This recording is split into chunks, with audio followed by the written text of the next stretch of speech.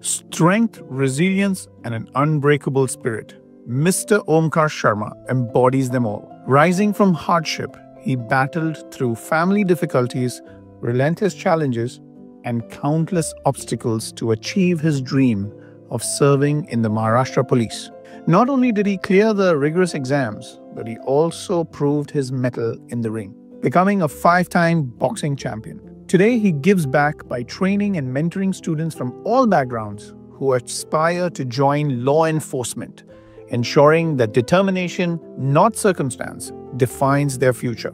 A warrior in the ring and a guardian of justice, Omkar Sharma stands as a beacon of hope and inspiration. Today, we celebrate his grit, service, and dedication to shaping the next generation of protectors. प्रत्येक वेळेला जेव्हा आम्ही fail होत होतो ना, आमच्या बरोबर कोणी नव्हतं. आम्हाला सगळे टोमणा मारायचे. अरे भरती होणं काय एवढं सोपं आहे का? पोलीस होणं एवढं सोपं आहे का? तुम्ही उठलेत आणि लागलेत तयारीला. एवढं सोपं नसते. पण आम्ही सगळ्यांना इग्नोर करायचो. कारण कसं होतं, आम्हाला समजून गेलं होतं की ही लढाई आमची आहे.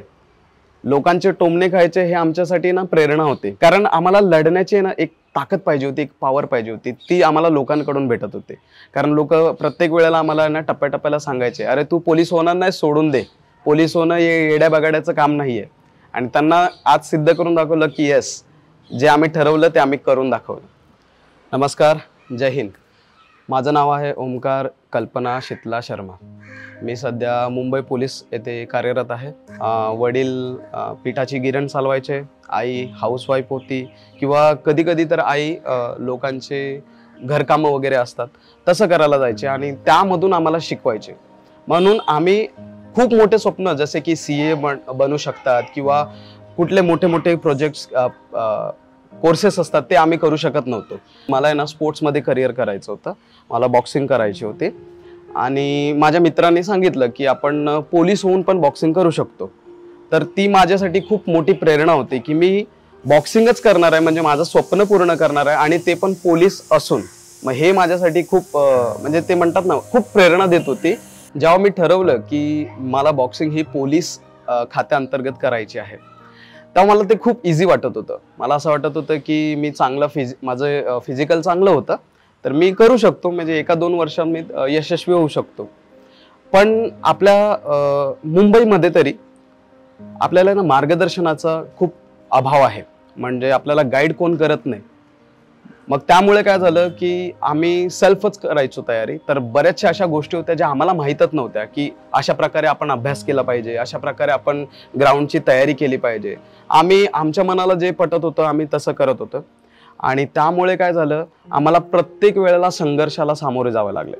उदाहरणार्थ, आम्हाला सुरुवातीला ग्राउंड आमचे मार्क येत नव्हते. मग आम्हाला ग्राउंडला खूप मेहनत घ्यावी लागली.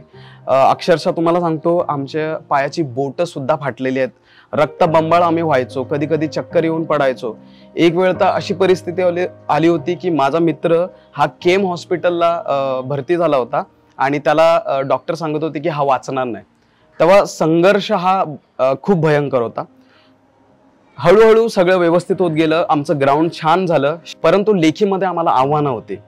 लेखी मार्गदर्शन करायला कोण नव्हतं. ग्राउंडच्या बाबतीत आम्हाला मार्गदर्शन केलं माननीय श्री माने सर होते, त्यानंतर माननीय श्री कोनेल परेरा सर होते.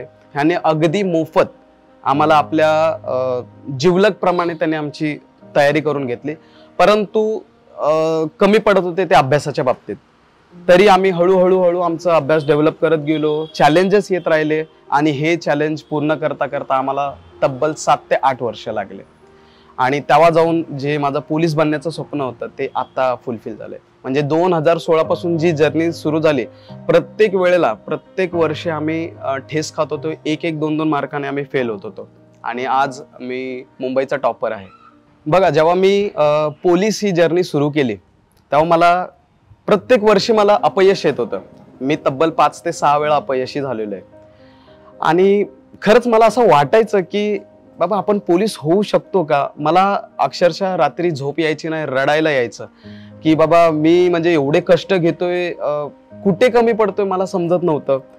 परंतु जेव्हा मी फील्डवर जे पोलीस ऑफिसर असायचे वर्दीवर, मी त्यांना बघायचो ना, मला लय प्रेरणा मिळायची आणि मला नेहमी वाटायचं की मी ही वर्दी कधी घालणार, मी देखील जनतेची सेवा कधी करणार. हे असं मनातून ती एक ओढ निर्माण होत होती की यार आपण पण घालणार ही वर्दी. आणि तुम्हाला सांगतो 7 मे 2023 आमचा रिझल्ट आला. जिथे मला अशक्य वाटत होतं की माझा नंबर लागू शकत नाही, मला असं वाटलं होतं की माझी जी तयारी आहे ती थोडी अजून कमी पडल्यात, थोडे मार्क्स कमी पडल्यात असं मला वाटत होतं, मी फेल होणार आहे असं वाटत होतं. तिकडे माझी टॉपमध्ये निवड झाली होती. मी आधी विचार करायचो की मी कधी युनिफॉर्म घालणार, आणि जेव्हा मी युनिफॉर्म घातला आणि माझ्या आईवडिलांना सल्यूट केलं ना, त्या दिवशी मला समजलं की यस, मी जे काही केलं ते मला फळ मिळालं. बघा, सर्व विद्यार्थी मित्रांना आणि पालकगणांना मी एवढंच सांगेन की आयुष्यात भरपूर चॅलेंजेस आहेत. आज कोणतंही क्षेत्र असो, खूप सारी स्पर्धा वाढलेली आहे. आपण पालक आहोत तर आपण आपल्या जे मुलं आहेत त्यांना आपण सपोर्ट केलं पाहिजे सगळ्या परीनं. त्यांना काय करायचंय त्यांना पूर्णपणे ती संधी द्यावी, त्यांना मार्गदर्शन करावं. आणि सर्वात महत्त्वाचं तुम्हाला सांगतो, लढण्यामध्ये आहे ना आई वडिलांचा रोल खूप महत्त्वाचा असतो. बरेच लोक अयशस्वी होतात ना, त्याची कारणं असतात की त्यांचा कौटुंबिक आधार नसतो. माझ्या यशाच्या मागे, माझ्या संघर्षाच्या मागे माझे पेरेंट्स होते. ते मला नेहमी मोटिवेट करत होते की ओमकार, तुला काय करायचे ते कर, आम्ही तुझ्या मागे आहोत. तर मी पालकांना विनंती करेन की तुम्ही आपल्या पाल्याला अशा प्रकारेच सांभाळलं पाहिजे की त्यांना तुमच्याकडून प्रेरणा मिळाली पाहिजे, त्यांना दुसरीकडे प्रेरणासाठी जायला नकोय. हे सर्वात महत्त्वाचं मी सांगेन. आणि विद्यार्थी मित्रांना मला एकच संदेश द्यायचा आहे की मित्रांनो, संघर्ष खूप हार्ड असते. जसं मी विचार करत होतो की मी गेलो आणि लगेच पोलीस होईल, असं होत नाही. खूप संघर्ष करावा लागतो. मग आपण काय करायचंय तर आपल्याला आहे ना ह्या गोष्टीवर म्हणजे संघर्षावर सातत्याने टिकून राहायचंय, तरच यश मिळेल. आणि स्वतःवरचा आत्मविश्वास कधीच खचू द्यायचा नाही. आत्मविश्वास खचला म्हणजे आपण तिथून मागे झालो.